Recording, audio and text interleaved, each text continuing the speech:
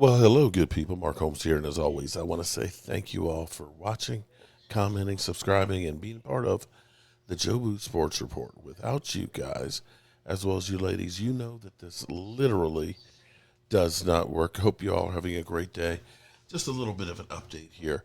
I'm still amazed that people don't understand how Micah Parsons getting his contract will give the Cowboys more cap space. It just will.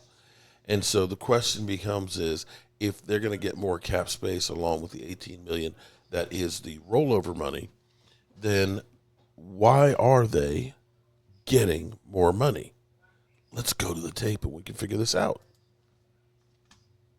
Micah Parsons, we'll see what happens with the Cowboys and Micah. Why are they clearing all this cap space, redoing Dak's deal, CD's deal, $50 million in cap space, if not to prepare for, Parsons' deal? What are You see what I'm talking about here, right? So Rich Ice is like, oh well, if they're not gonna, they're freeing up all this cash for Micah's deal. He's gonna get corrected on this. This is my pet peeve that people on television don't understand what is actually going on. It blows my mind away. But go on. I mean, Jerry's like, Steven's like, we're going to be selectively aggressive. Jerry's like, oh, aggressive is maybe too aggressive a word. I mean, what can you tell me about what's going on in Dallas? Well, Mike is on his fifth-year option. Right. So his cap number is the full amount of his P5 salary, which is like $24 million or something like that. So an extension with Micah in terms of 2025 cap space will actually drive his number down. There you go. Free up more space this year if and when they're able to get a Micah deal done. Exactly. Which normally means they won't do that. Play it off, Rich. Play it off. How many times have we said, hey, this would actually be helpful to do it now? And then they don't. You know what I mean? Right. So the rare deal they got done was Osa Odigizua, but he also took a deal that in year one paid him $4 million under the franchise tag. It was a very team-friendly deal. Obviously, Osa wanted the security. He wanted to be a Cowboy. He took that deal. $5 million under. People can look at that and say, well, why can't Micah go that fast? Well, the difference is like sometimes, I remember a GM told me long ago, you can only do deals with the guys who want to do deals. Osa Odigizua clearly wanted to do a deal, which is why that one got done for 4 years and $80 million when two tags would have paid him 55 over two, and he could have gotten back out into the marketplace. With Micah, they have got all the reason in the world for him and his agents to be patient through this thing because there's no rush. Everyone believes that eventually he's going to be the highest paid linebacker. Now, to get back to your original question, why are the Cowboys clearing all this cap space? Think of the number of positions, Rich, that potentially they're going to need to replenish in free agency. Rico Dowdle is a free agent. You're going to have to do some things at the running back spot, which Rico, when he got the opportunities last year, was pretty good, but they need more. They don't envision, him, if he comes back, being the 400 carry back. You're going to need to do some things at that spot.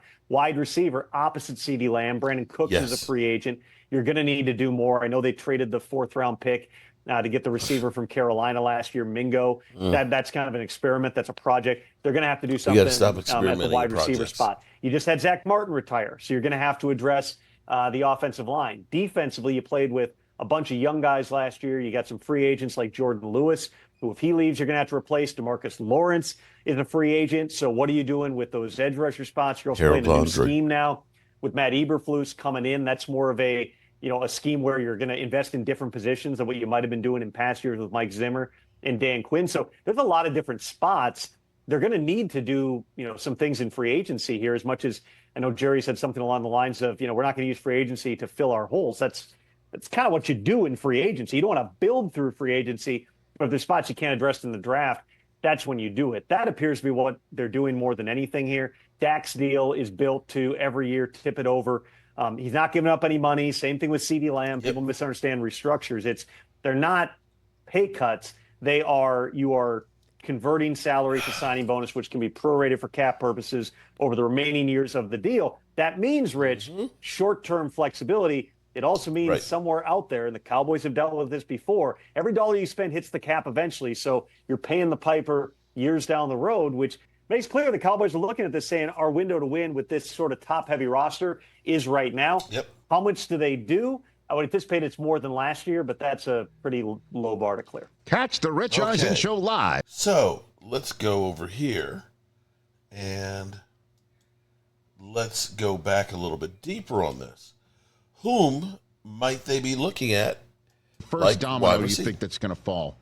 What do you think, Tom? Free agency's around the corner. The window in which the negotiating window, is that what we're calling it? What's the official phrase? Negotiating window. Legal tampering. Negotiating window. And that starts when? When does it officially? Noon Eastern on Monday. Okay, great. Yep. When we come on the air on Monday, Chris, you'll be a busy bee. Cannot wait. We will be live doing our own free agency frenzy, if you will. We need lots of Patriots updates, Tom. Okay, very good. What do you think is going to be the first domino to fall? Is it going to be a quarterback, Darnold? Is it going to be DK Metcalf? Who do you think it's going to be? Well, that's a trade that could happen anytime. In my mind, the story of the offseason is not free agency, just because there are some guys who are going to get paid big money, but it's probably going to be people that average fans or even loyal viewers of your show, Rich, have never heard of. When Dio Adenabo gets a monster deal, when Milton Williams, who granted made his name in the Super Bowl, when he gets a huge deal, when Aaron Banks, a guard, gets $18 million a year, that's probably not going to move the needle a whole lot in terms of the public consciousness. To me, the story is you've still got, depending how you do the math, 8 or 9 teams who we don't know who their starting quarterback is in 2025. A lot of that's going to play out even in the next 72 hours here in terms of teams having to make decisions, potentially deadlines being set, because if you're not going to get the guy who might be your top choice, you got to pivot to plan B before plan B and plan C vanish come noon Eastern time on Monday. So I would say some of the initial dominoes here are going to be what happens with Sam Darnold. The Vikings have an offer out to him.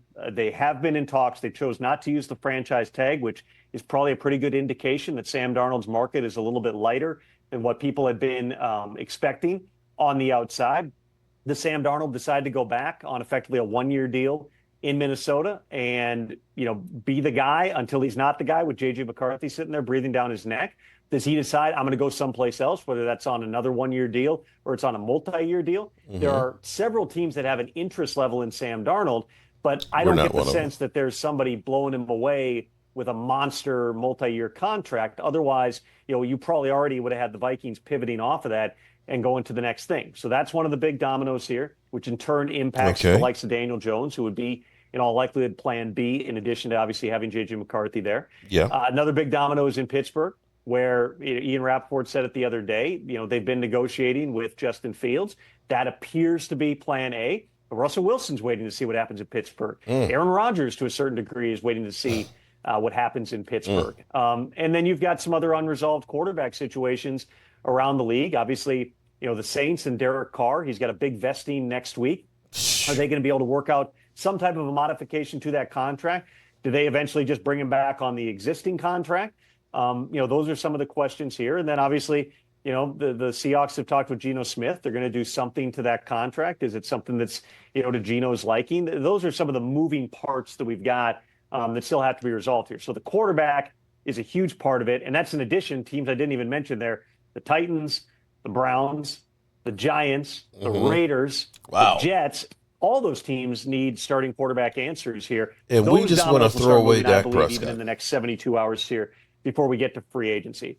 The wide receiver spot, there's not a whole lot there in free agency. With T. Higgins getting tagged, and listen, that could be a tag and trade. There's certainly been interest in T. Higgins. If the Bengals are willing to trade him, the odds they're trading T. Higgins and Trey Hendrickson at a time that Assistant General Manager Joe Burrow would definitely not like those guys to be leaving town. I would say it's unlikely that they trade both of those players. In a perfect world, they get deals done with all of them. Trey Hendrickson, though, they're just not there at this point. But, with team off the market, your top wide receiver is probably Chris Godwin, who's a third contract player coming off of an injury. But I anticipate Chris Godwin, if the Bucs don't bring him back, is going to do very well on the open market. And then you got a lot of those, those older players, the Keenan Allens of the world. What is somebody, willing to give him? It's probably going to be a shorter term type of a contract. DK is clearly, and I put this he's out the cream of the crop, but you got to give up the most for him. His trade request that the Seattle Seahawks agreed to explore was he immediately becomes the top wide receiver out there at a time that you got 9 or 10 teams that are all looking for a number one or, worst case, a number two type of a wide receiver. And so John Schneider, the Seahawks GM, has been open about it. They're talking to a ton of teams. There are a bunch of teams that are interested in this. But DK is also, he's got 1 year and $18 million left on his contract. Ideally, he's going to get a new deal out of this, and the new team is going to want a new deal with DK Metcalf in order to give up the type of draft capital that the Seahawks would be wanting to get. So DK could be the first domino in the receiver market. That potentially could even happen as soon as this weekend. But if they don't get the type of compensation they're wanting, there's no reason that John Schneider has to do anything prior to draft week. Because, again, just like in other situations, if you get past the draft, now you're downgrading. You're not getting guys who can help you right now. So whether that's in the next couple of days or that's still a month away, we'll see. But this is very real with the DK Metcalf trade market. And then the third part of this is the edge rusher market. A big one fell yesterday. Max Crosby, or 2 days ago now. I'm losing track of time. Yeah. Max Crosby agreeing to a deal. Add to this, Harold Landry per year and a 3-year extension. He's now signed up for 5 years. That situation, Rich, was truly edgy. I know it's been out there that the deal came together quickly. They'd really been talking about it, but they weren't there on some things in terms of structure and cash flow. That came together relatively quickly when his agents went in to Las Vegas. But if that had gone another direction, if they weren't able to get that deal done, Rich, I think we'd be sitting here talking about Max Crosby being another guy who's on the trade market, because there were a bunch of teams hovering around and hoping that things blew up there, and they would have been willing to come in and offer a lot to bring Max someplace else. So now, okay, if you want a top caliber edge rusher, where else are you looking? Trey Hendrickson led the league in sacks last year. The Bengals don't do many trades, but they're allowing him to seek permission to do a deal. That could be a big domino in this entire thing. Micah Parsons, I know there have been initial talks on a contract in Dallas. If he doesn't get a deal, sooner than later, they're going to get calls. I don't know that they're going to do anything with those calls, but if teams are looking at this and saying, why haven't they wrapped him up at a time that Max Crosby being the first non-quarterback to reset the highest paid non-quarterback market, Rich?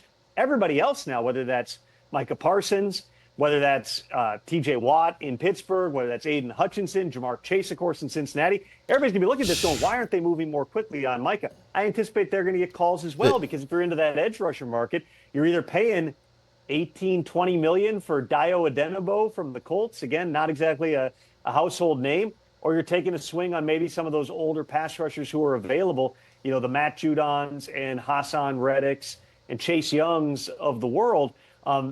Those are all, it's a really interesting scenario here, Rich, because again, and I don't mean to discount free agency, by the way, because we'll be doing all day free agency frenzy on NFL Network. It Monday, will get Tuesday, crazy, Wednesday, and I can't wait. The big news that's going to come out of this weekend and then into that early portion of next week, leading up to the official start of the league here on Wednesday, is going to be the teams who look out into a free agent market that's just not that robust at a lot of the core positions, and a draft that, particularly at places like receiver and quarterback, you may not be able to fill your needs and go, who do we trade for? What can we come up with? And there may be even some things right now, Rich, that are not necessarily being contemplated publicly. The teams might be taking some. Exactly. There's not a lot of receivers and not a lot of quarterbacks. So, and he's got 9 openings at quarterback right now. So there aren't many to go around. Maybe Trey Lance gets another opportunity someplace. Who knows? Maybe Cooper Rush becomes more valuable. Might happen.